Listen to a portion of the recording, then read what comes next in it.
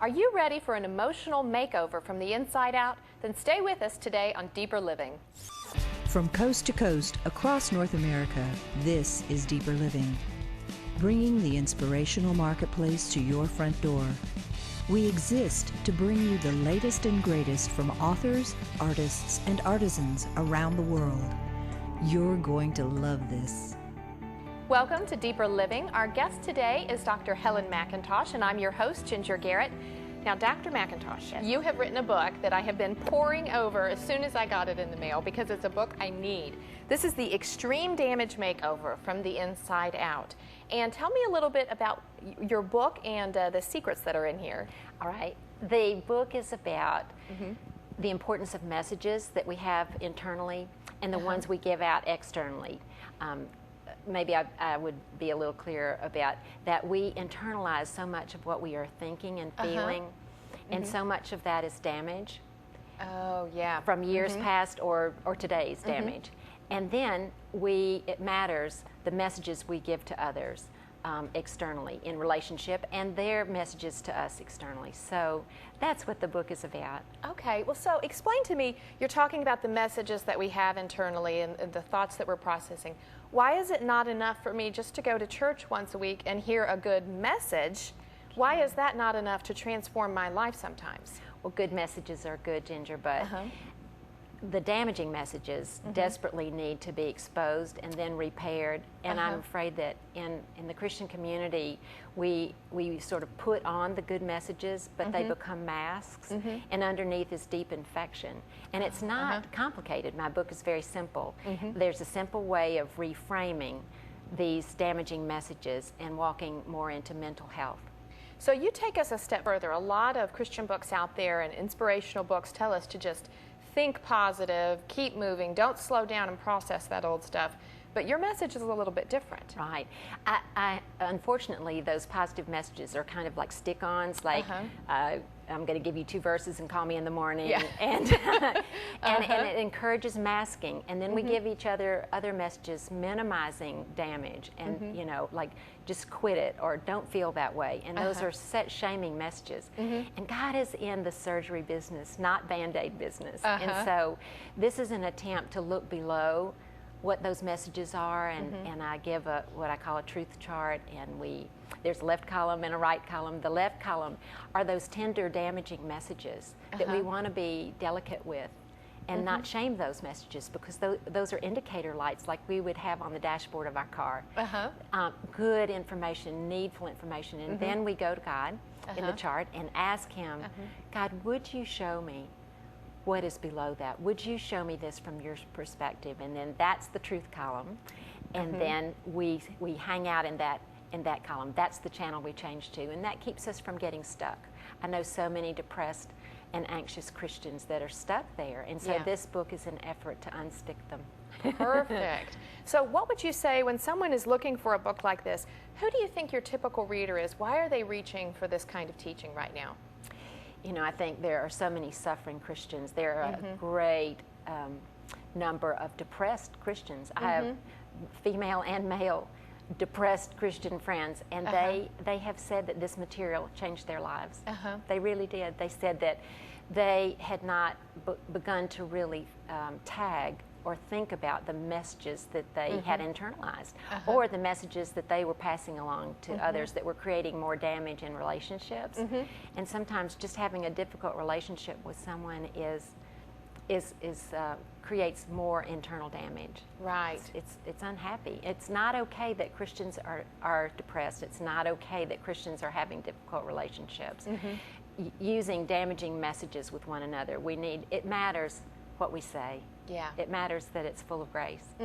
And I love the fact that in the book you talk about it matters what we think too, and the messages that we're giving ourselves. The chart that you're talking about is so deceptively simple. You know, for me, I find I was, writing down the thoughts that were coming to me when I was filled with anxiety, and then looking at the truth. And I found that once I got it on paper, and some people are more visual, some people, may just want to do it in their minds, but once I looked at what was causing me such anxiety, and once I realized how off base that thinking was, it was easier to let it go. And is that what you find? Yes, that it's liberating. I know so many of your viewers are familiar with the verse in John 8:31 and 32 that says that if we abide in His Word and His Word abides in us, then we shall know the truth, and the truth will set us free. But we seldom go to God and say, you know, would you show me the truth about this situation? Yeah.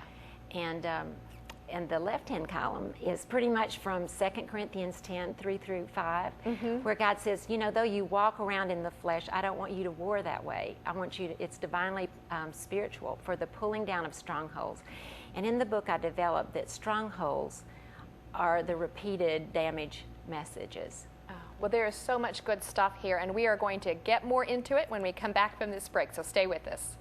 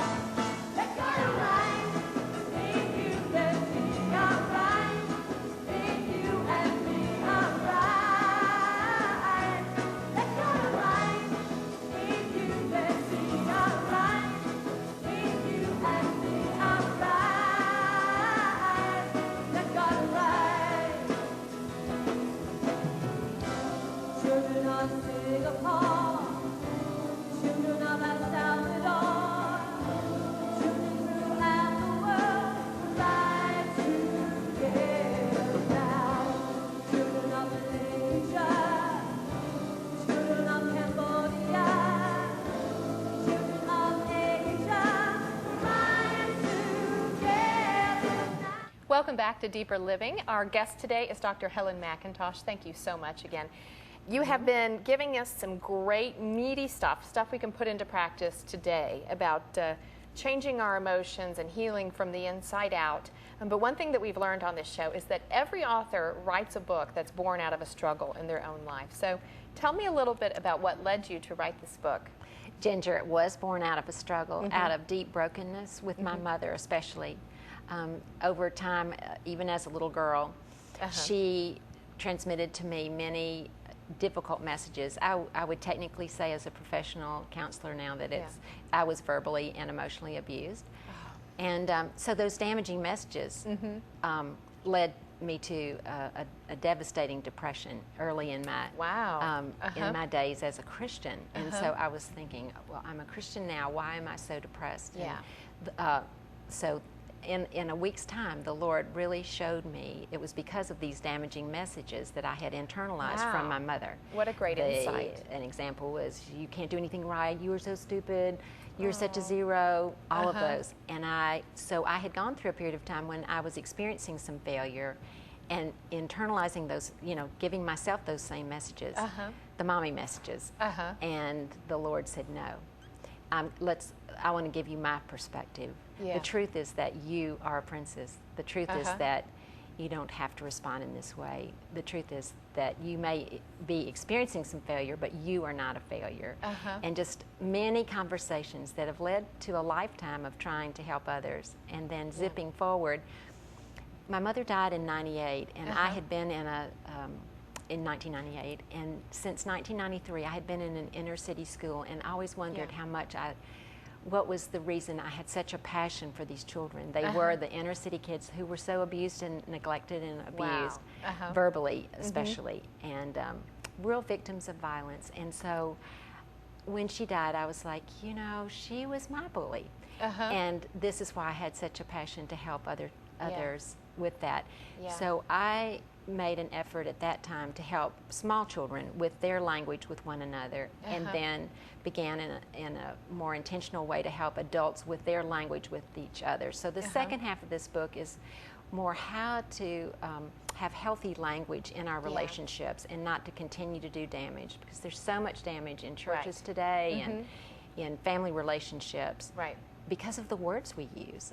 It matters, the messages. And why do you focus so much on the language? I know I saw you're a language coach, right? You know, that's what I've been called. Yeah. and what is it about the language? Why do you focus so heavily on that?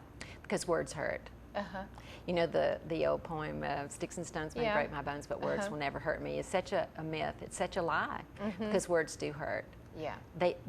I think that words come in, damaging messages, and then they multiply, and that is not a good thing.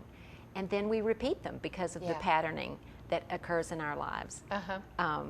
Ducks pattern, dogs pattern, but people pattern also. And we sometimes pattern after the most difficult people in our lives. Yeah. And we become, I found myself as a young mother saying some of the horrendous things that my mother had said to me. And I was like, oh no, God, will you change this pattern? And that's where I became so aware of messages again.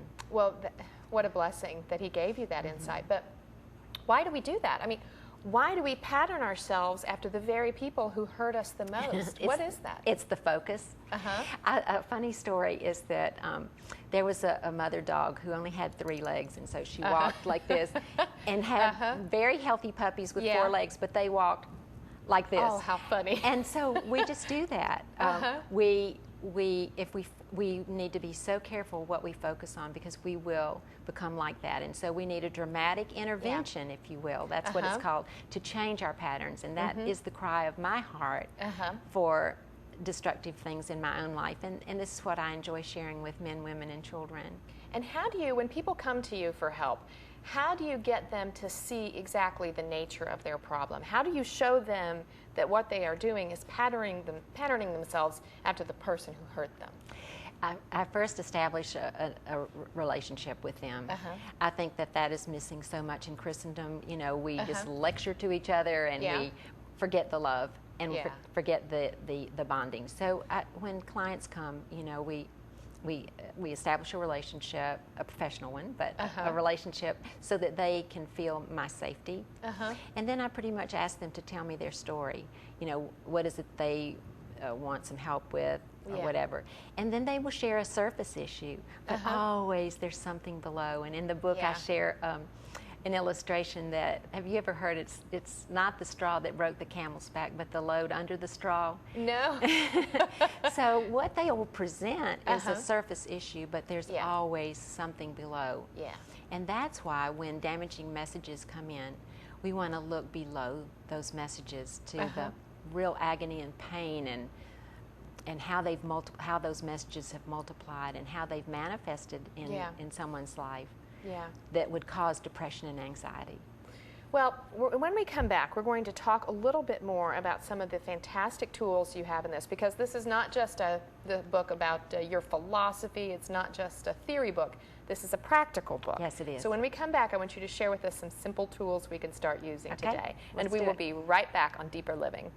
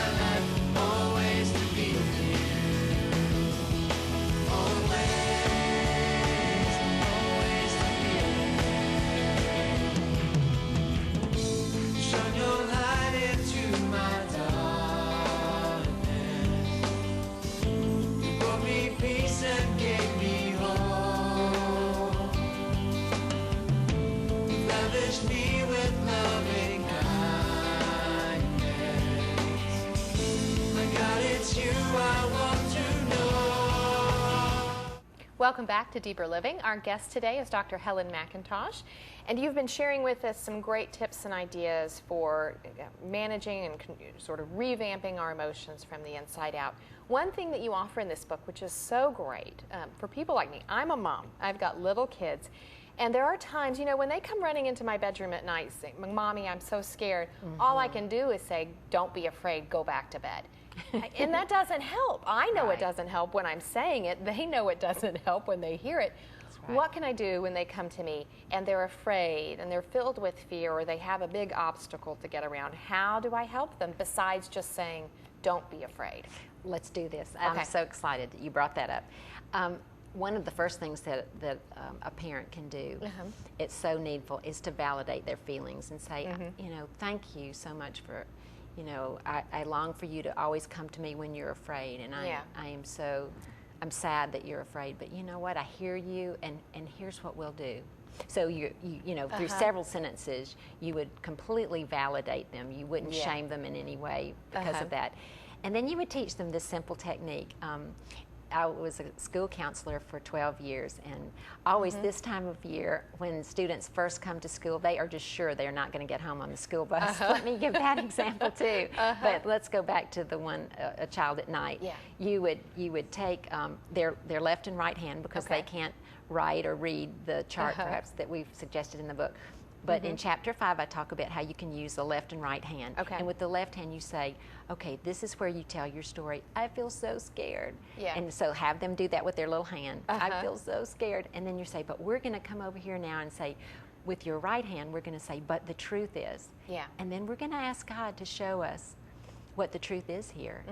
And so you'll say, God, would you show us? And you'll pray, and just that very short, simple prayer. And then you all will listen, and then God is going to be giving you many things, not just one stick-on or two stick-ons. It'll be a paragraph or two paragraphs.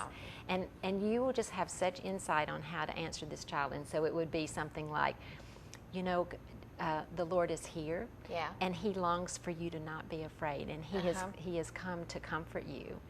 And let's think of this verse that says, "Be still and do not be afraid." And let's say the Psalm 23 together, and let's do this. And I will pray over you, and then, but most of all, I want you to sense His peace and how He longs to comfort you. And then you would pray over her. Or him. And so then you'll say, you know, and this is where we want to camp, and that's very important. You want to not only change channels, but you want to camp on the right-hand side. It's kind of a split-screen existence. You know, you're functioning in real life, but you're so aware of the presence of the Lord and His perspective in what's going on in your panic or your fright or your grief. And so the panic illustration I was going to give you about the school children this time of year, the school children would say, I'm so scared I'm not going to get home. You know, and I'd say, I know you feel that way, and I'm so sorry. But here's what we're going to do. With your right hand, we're going to say, but the truth is, and here goes the truth. There are two people on the bus. They have walkie-talkies. You have a name tag on. They have a telephone, and they've never lost anybody, And I said, so today, when you are thinking about how scared you are, I want you to go back to the channel over here and hang on to this. And when I would see children throughout the day, they would do something like I'm over here in the right-hand column. And it is liberating because, so my point is that you want to validate the deeper message, the deeper living message, but you want to take them to a different place. You want to take them to the liberating place and then camp there. What are the changes that you've seen in the people that you've worked with, or even in your own life as you've begun to apply this truth? Dramatic changes. You know, people, when they are depressed, they do not need to read a telephone book size book. And so I did make this very simple and short and sweet so that it was accessible and simple to operate. I have had so many people say that they had been depressed for years and years, very clear stronghold of depression or anxiety or grief, and they had not been able to move forward even with pharmacology meds. And that until they began to do this reframing, they just were not liberated. And you know, in 2 Corinthians 10:3-5, God says, I want you to destroy speculations and every lofty thing that raises itself up against the knowledge of God. So God longs for us to attack this. Ginger, I was counselor at a school for 12 years, but then the last 2 years I've been doing free community counseling. So I've had just an amazing amount of adults. Right. And in 99% of the cases, this book was what was missing. That was the piece that was missing. That's where they had gotten stuck. And so that was the impetus, really, to finally putting it into print so I could hand it to them and give them this trip out of the loop. Right. I see this book as a bridge. I know where I am and I can see where I want to be, but so many times I don't know how to get there. And just the simple things you have us doing in this book, writing things out, getting a left-hand column and a right-hand column, that is so simple, but it was all it's taking me to get to the other side. It is not that hard. It shouldn't be that complicated. Behavior is for a reason, and there's always a reason why we are depressed or are anxious or are grief-stricken or afraid. And so what we want to do is invite God in for His perspective, because He longs to set us free. That is His heart. And there's so many verses that connect our thought life and our heart. And so God wants deeper living and healthy living inside of us. Well, we are going to be right back with Dr. Helen McIntosh to wrap up, so stay right where you are.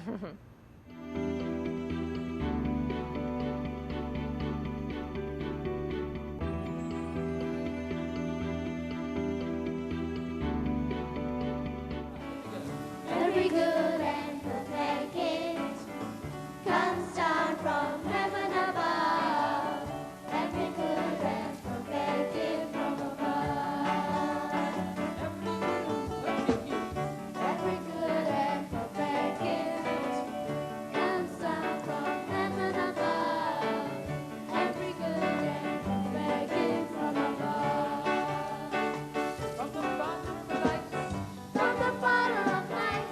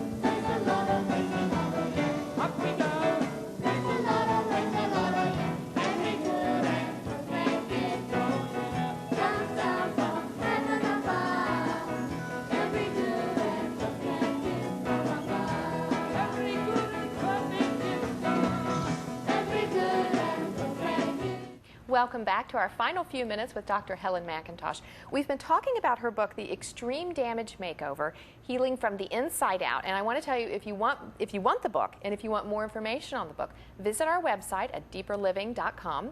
Now, Dr. McIntosh, one of the final things I wanted to talk to you about is that you're teaching the way you've put foundational, life-changing principles into really simple tools. It's being road tested, right? Absolutely. I believe that I felt that it was being road tested the last 2 years with my clients, the adult clients. And I had already road tested it some with small children. But it is now being road tested at some colleges and universities. I have written a small chapter in a book that's soon to come out about the Virginia Tech tragedy. Wow. That is helping maybe campus ministries to process grief as well as teach grief language to others, and then also post-traumatic stress disorder. Now, I have included both grief and post-traumatic stress disorders in this book, the Extreme Damage book, but it's a little more amplified in this next book that's coming out, Lifting Our Eyes. And again, you're taking us back to the language that we use as we process those emotions. I sat with a young woman several nights ago. She and a young man had been dating seriously for 2 years, and he died Saturday. And she is just absolutely grief-stricken. And so I had gone to spend some time with her because she is there's an avalanche of well-meaning people speaking to her about, oh, that's okay, he's in a better place, all the wrong things. Right. And so just helping her reframe those wrong things, plus giving her some language that she can say to others. For instance, a message that we can say to people when they're experiencing grief is, you know, I don't know what to say, but I hurt with you, and I'm thinking about you. Period. You know, we don't need to fix one another as believers, and I'm afraid that's happening so much. So one of the messages I would give for grief would be to just say, I don't know what to say, but I care about you, and letting people share memories. That's part of the healing. Yeah. And so. And what would you say for those people that are watching who are just in those difficult moments and they don't want to add to their pain? What do we need to be doing today to prevent more damaged emotions from being embedded? Thank you. I think being so careful about what we say to others, not doing shaming or blaming language, that would be a good summary of. I give many illustrations. Your viewers might want to picture 2 bumped cups, and I know that often in a day's time, because life is so hard, we bump cups often. But what we want to do is take responsibility for what is coming out of your cup. It is not truthful to say, you make me so mad. The truth is, we have bumped cups and I'm really feeling angry, and I need to look below that and see what's going on. And so, God, what is making me so angry? What hurt? Yeah. It matters what we say. It matters what we say to others. It matters what we say to ourselves as well. That's right. The messages inside and the messages we give externally, it just matters. Yeah. Does damage. Fantastic. Now, again, if you want more information about this book, please check out our website, deeperliving.com. And Dr. McIntosh, thank you so much for spending some time with us. This is great stuff. Thank you. God bless your ministry. Thank you. All right. Well, thanks for joining us, and we will look to see you next time here on Deeper Living.